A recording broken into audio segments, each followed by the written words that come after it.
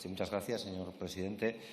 Creo que debo gastar el primer minuto en aclarar algo que ha sucedido en el anterior debate y lo voy a hacer por un puro ejercicio de respeto a la verdad, que parece que en el Estado español eso ni cotiza. Decía la vicepresidenta que podía existir algún pacto entre el Partido Popular y Bildu. Yo se lo aclaro, no existe ningún pacto. Pero si vamos a hablar de pactos, podríamos hablar de cómo llegó Patxi López a la lehendakaritza, que fue con un pacto con el Partido Popular. Pero decía el representante del Partido Popular, para certificar que no hay ningún pacto, que ellos jamás pactarían nada con Bildu. Hay un dicho español que dice algo así como que tengas cuidado con lo que dices para que no te caiga encima. Y es que yo recuerdo, y esto es decir la verdad, yo recuerdo cierta ocasión en el Parlamento de Gasteiz en que un dirigente del Partido Popular de Álava se dirigió a nosotros en las elecciones municipales del 2012 para pedirnos que votáramos a nuestra propia lista y que no saldría así la candidatura del Partido Nacionalista Vasco a cambio de que ellos se equivocaran en 2 alcaldías de Álava que podíamos negociar.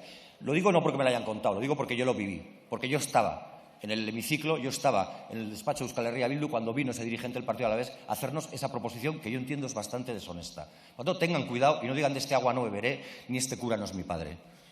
Y ahora sí, me centro en el tema de la iniciativa.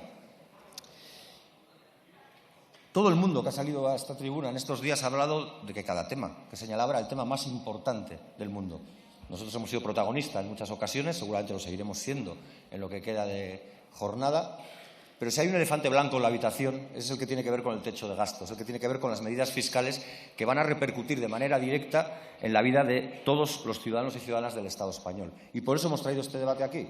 No lo hemos traído con la pretensión de someterla al arbitrio del debate electoral, sino para que la gente tome conciencia de que lo que vaya a vivir en los próximos años tiene mucho que ver con lo que el Gobierno del Estado español pueda llegar a hacer en el marco de las negociaciones de la Comisión Europea. En la interpelación que planteamos la semana pasada ya señalábamos que nuestra pretensión tenía una doble vía. La primera, la solicitud de información. La vicepresidenta, a grosso modo, dio la información que coincidía en lo fundamental con lo que ya los medios de comunicación habían adelantado. Y la otra cuestión que le planteábamos era que se tomara posición, porque creíamos que era necesario que los ciudadanos y ciudadanas del Estado español conozcan cuál va a ser su guía de actuación para con lo que significa cumplir con el techo de gasto, que para que la gente lo entienda, cumplir con el techo de gasto va a suponer que el Estado español tenga que devolver un dinero que adeuda y que va a tener que quitar o detraer de algún otro lugar, salvo que se plantee otra fórmula más imaginativa, es decir, elevar la recaudación de impuestos, mejorar en la eficiencia de la recaudación de impuestos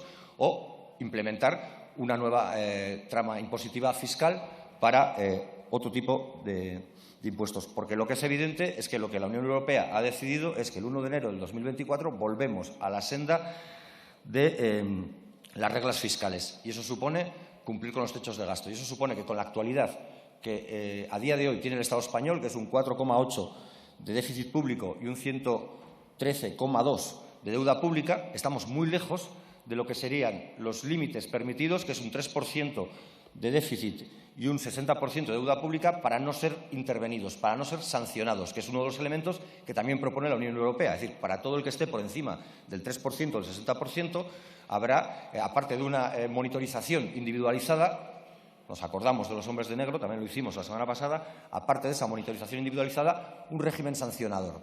Y estoy hablando de millones de euros. Pero, como decía, el Estado español tiene que hacer frente a una deuda. Y tiene una pretensión, o así lo han señalado, que es que para el 2024 podamos estar ya en el 3%, con lo cual podríamos evitar ese camino de sanciones. Pero eso significa del orden de 21.000 millones que hay que pagar en 9 meses. Y alguien tendría que explicarnos de dónde pretenden sacarlos, de dónde pretenden detraer ese dinero para poder hacer frente a ese pago. Y con la iniciativa nosotros lo que planteamos es una declaración de principios, y lo decimos abiertamente. Lo que planteamos es de dónde no hay que tocar nada. Porque lo que seguramente muchos de nosotros y nosotras recordaremos, y además quiero creer que con dolor y empatía, es las decenas de miles de personas que fueron desahuciadas tras la crisis del 2008, que empezó a manifestarse con más dureza en el 11 y el 12. Recordaremos también lo que supuso el austericidio, lo que supuso hacer derrapar a millones de personas por la senda de la exclusión social. Entendimos lo que era vivir en precariedad y seguramente nadie quiere que eso vuelva a pasar. Pues para que eso no vuelva a pasar, lo que necesitamos es que haya compromisos claros. Y los compromisos claros los hemos sustanciado en 5 puntos. En un rechazo claro a la aplicación de políticas de austeridad y de recorte de la inversión pública y social, en la no aplicación de recortes sociales ni en servicios públicos, porque supongo que ahora están en campaña electoral, sus señorías no se atreverán a ir a ninguna plaza, a ningún pueblo, a decir que bonificar el transporte público, que mantener un escudo social, que mantener políticas de inversión es malo o que tiene que acabar. Pero sean honestos. Si creen que tiene que acabar, díganlo ahora. No les esperen el día 29 para decirles gracias por tu voto, pero ahora te voy a avisar de que te voy a dar con el mazo y te voy a empezar a quitar todo aquello que hacía que vivieras con una cierta dignidad, incluso en estos tiempos, como diría Bauman, en estos tiempos líquidos llenos de incertidumbres. El tercer punto plantea mantener y reforzar el escudo social desplegado durante los últimos 3 años. ¿Por qué? Porque, como decía, si vivimos tiempos líquidos, y nosotros y nosotras así lo creemos, lo que parece razonable es que mantengamos esos niveles de protección. Porque esos niveles de protección son los que han determinado que la gente pueda capear todo lo que nos ha pasado en estos 3 años sin tener que agigantar la brecha de la desigualdad y el camino de la exclusión social.